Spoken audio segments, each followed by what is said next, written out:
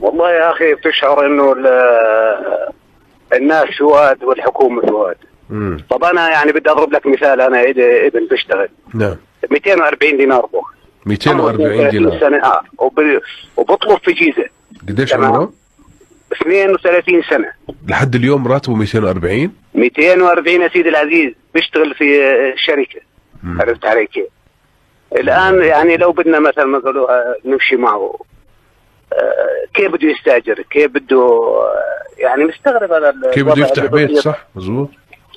يعني كلها سواليف حصيد، كلها ما فيش شيء على ارض الواقع، يعني اللي مثل ما قالوها يعني اللي يقضي حاجته ابسط. يعني يمكن اليوم هو عزابي يا دوب مكفيات. والله عزابي، والله بطلب في جيزة وبقول له طيب لو جوزناك بدك 200 دينار اجرة بيت، والباقي شو بدك تسوي فيه؟